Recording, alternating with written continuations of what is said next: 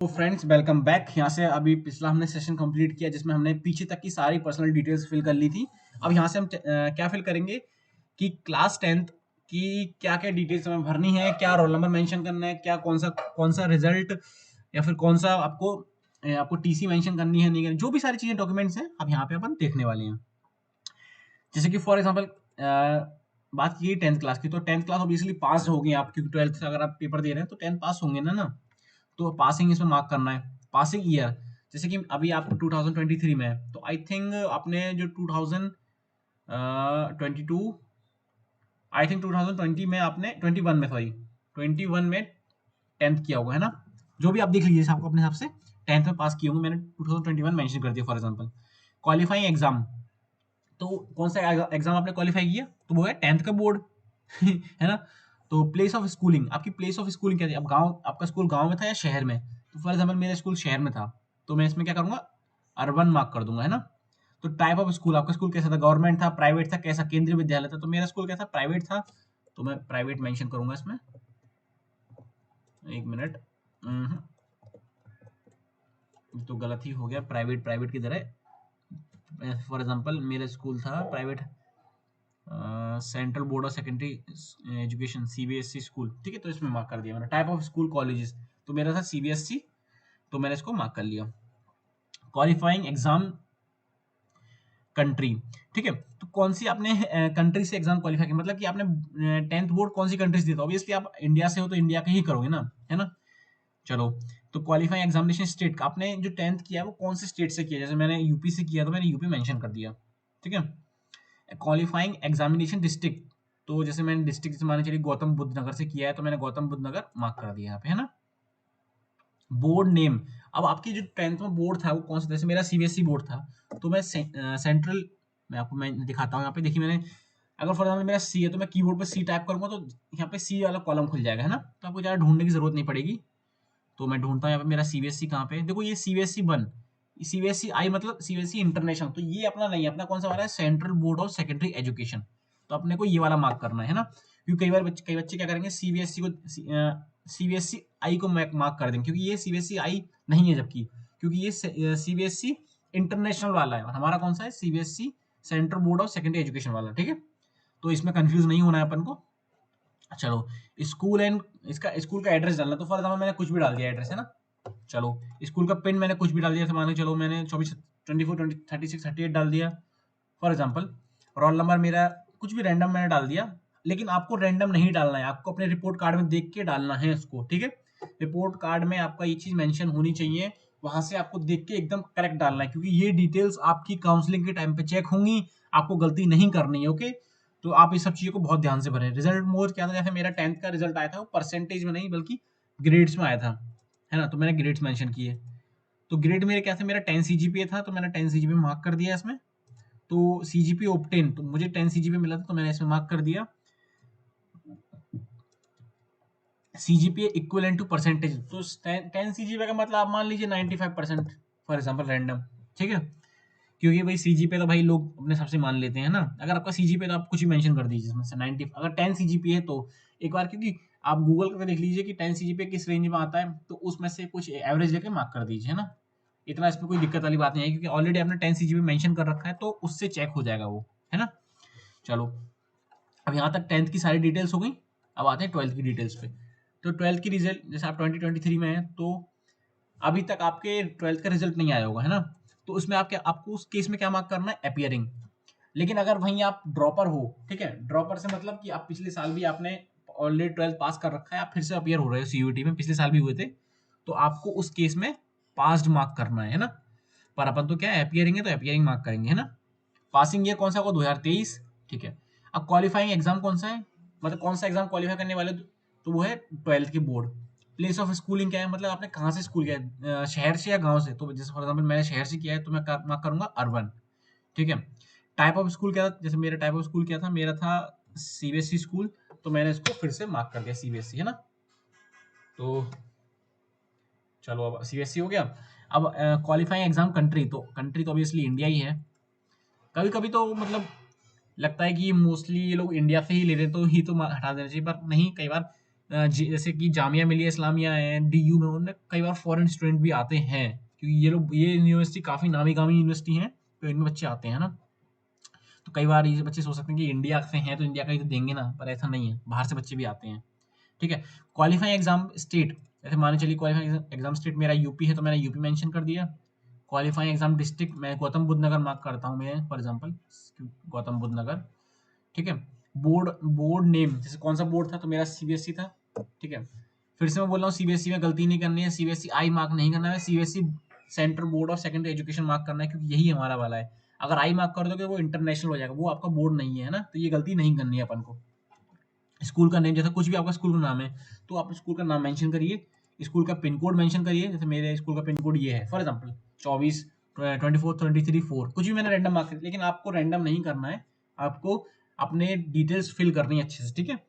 इनमें गलती करेंगे आप, तो आपकी डिटेल्स काउंसलिंग के टाइम पे मैच नहीं होंगी, तो आपको एडमिशन आपका रिजेक्ट हो जाएगा। तो आप नहीं चाहते कि आपका एक साल बर्बाद हो, तो ये काम ना करें, है ना। तो और तो आप इसको, आपको इसमें रोल नंबर फिल करना है जो आपके 12th के एडमिट कार्ड पे आया है। एडमिट कार्ड मतलब जब आप अभी आप लोग एग्जाम दे रहे हैं, है ना, तो आपको एक एडमिट कार्ड रोल नंबर मिला होगा ना, आपके 12th का रोल नंबर, तो वो रोल नंबर आपको यहाँ पे फिल करना है।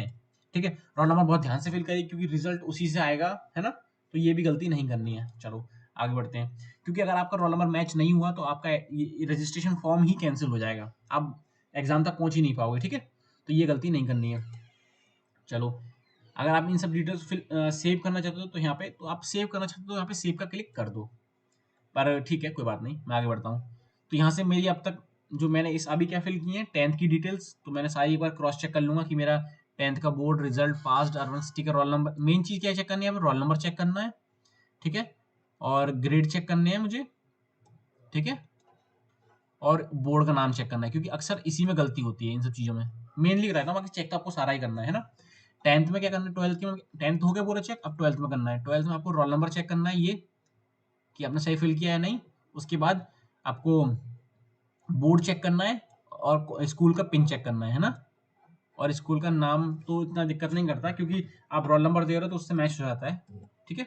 चलो, अब आपने सारी डिटेल्स चेक कर ली, और आपको कुछ गलत लगता है तो आप अपडेट एजुकेशन फॉर्म में जाके उसको अपडेट कर सकते हो। ठीक है। अब यहाँ तक हमारा कंप्लीट हो गया, हम आगे बढ़ते हैं। अब examination centre details, for example मैं नोएडा से हूँ, तो मुझे नोएडा की डिटेल्स फिल करूँगा, मुझे कौन सी सिटी, जैसे कि मैं यूपी में चाहिए मुझे सिटी कौन सा, जैसे गौतम बुद्ध नगर, जैसे नोएडा, गाजियाबाद नहीं, मुझे नोएडा चाहिए, नोएडा, नोएडा यूपी 32, है ना। और दूसरी सिटी यूपी में ही मैं मान लेता हूँ, मुझे गाजियाबाद चाहिए, गाजियाबाद। ठीक है। तो मैंने गाजियाबाद मेंशन कर दिया। तो नोएडा और गाजियाबाद की इनके जितने भी सेंटर्स होंगे, उनमें आपके चांसेस बन सकते हैं एग्जाम देने के, है ना। तो ये आपकी क्या सिटी ऑफ प्रेफरेंस है। तो आप पहले, जैसे फॉर एग्जाम्पल लोग अक्सर कर सिटी ऑफ प्रेफरेंस में अपना होम टाउन मार्क करते हैं, अगर उनका है तो, नहीं तो जो सबसे पास है उसको मार्क करते हैं, है ना। तो ये तो आपकी अपनी चॉइस है, तो आप इसको अपने हिसाब से देख लीजिए आप। ठीक है। मैंने आपको दिखा दिया ये करके। चलो, अब यहाँ से बढ़ते हैं आगे। आगे बढ़ते तो आप कहाँ जाते हैं, ये आपको चेक करने का ऑप्शन आता है, देख लीजिए आपने जो फिल किया वो सही है या गलत। तो हमने चेक कर लिया कि सही है, तो अब आगे बढ़ते हैं, प्रोसीड टू नेक्स्ट स्टेशन। चलो, अब सिलेक्ट द यूनिवर्सिटी नेम, जैसे अब यहाँ पे ये है मेन काम। अब तक तो जो डिटेल्स थी वो आपने भर दी, अच्छी बात है, बहुत अच्छा किया। अब यहाँ से आता है यूनिवर्सिटी नेम। ठीक है। चलो, लेकिन यहाँ पे मैं एक खुशखबरी और देना चाहता हूँ कि अभी रिसेंटली अपडेट आई है कि अगर फॉर एग्जांपल आपने डीयू में एडमिशन लिया है, और अगर आपने फिल किया है कि आप बीए में एडमिशन लेना चाहते हैं, तो क्या आप सिर्फ आपने बीए में फिल किया है, लेकिन फिर भी आप रिजल्ट आ गया, सब कुछ आपका सीयूटी हो गया, तो क्या आप बीबीए में एडमिशन ले सकते हैं? तो हाँ, आप उसमें भी एडमिशन ले सकते हैं, ये चांसेस हैं आपके पास, इस बार ये खुल गया है ऑप्शन। ठीक है। चलो, जैसे फॉर एग्जाम्पल मैं डीयू को मार्क करना चाहता हूँ, DU Delhi University, DU DU DU कहाँ पे है, Delhi University, DU doctor B R Ambedkar University, जैसे for example doctor B R Ambedkar University mark कर ली मैंने, है ना। और मुझे उसमें करना है बीबीए। अब देखो, bachelors of art global studies से मुझे करना है BBA, B B B not BA, चलो मैं बी, फॉर एग्जाम्पल मुझे बीए करना है, बीए किस में करना है, सोशल साइंस में, तो मैंने बीए सोशल साइंस मार्क कर लिया। अब देखो, अब मैंने doctor B R Ambedkar university target कर ली।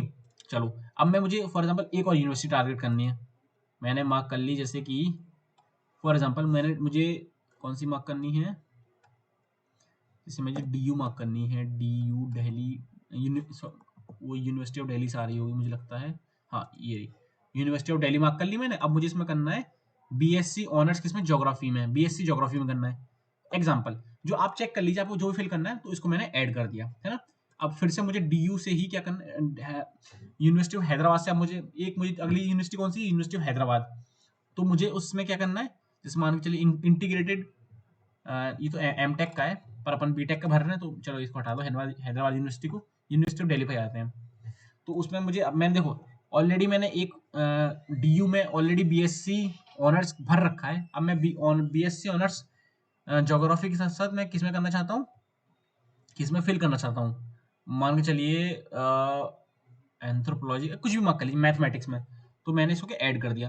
तो ऐसे आप जिन जिन को भरना चाहते हैं उनकी सारी डिटेल्स फिल कर दो, जितनी भी यूनिवर्सिटी आप भरना चाहते हो, उनको टारगेट के जितने भी कर रहे हो, तो आप फिल कर दो। अब देखो, जैसे फॉर एग्जांपल अगर आप यूनिवर्सिटी ऑफ दिल्ली से BSc ऑनर्स करना चाहते हो मैथमेटिक्स में, तो आपको क्या क्या पेपर देना पड़ेगा, देखो।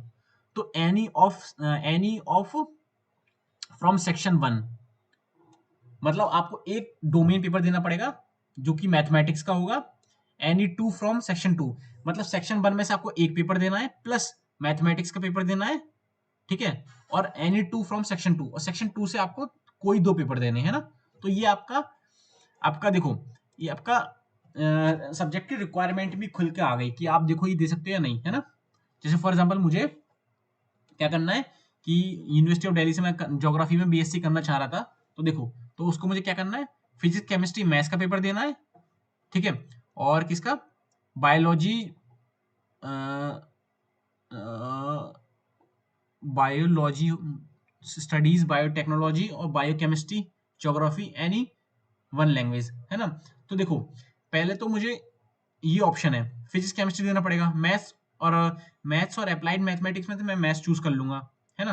देखा, आई होप ये देख पा रहे होंगे आप, ठीक है। तो आपके पास ये ऑप्शन है, तो ये सारे भी आपकी एलिजिबिलिटी खुल जाती है, तो आप यहाँ से भी इन सब चीज़ों को चेक कर सकते हो, है ना। तो फॉर एग्जाम्पल मैंने सारी डिटेल्स भर ली, यूनिवर्सिटी चूज कर ली, तो मैं आगे प्रोसीड करूंगा, प्रोसीड, ठीक है। चलो अब आते हैं यहाँ पे, चलो अब मैंने चेक कर लिया। अब सिलेक्ट पेपर,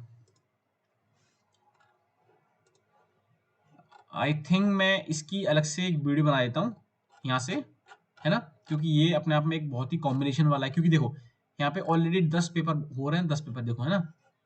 तो मैं इसका अलग से सेशन बनाऊंगा, इसको मैं यहीं पे खत्म कर रहा हूँ। आप अगले इस सेशन के लिए अगले सेशन को चेक करें, ताकि आप इसको देख पाए कि पेपर कैसे सिलेक्ट करने हैं। ओके, चलिए फिर मिलते हैं आपसे अगले सेशन में, यहाँ तक के लिए इतना ही।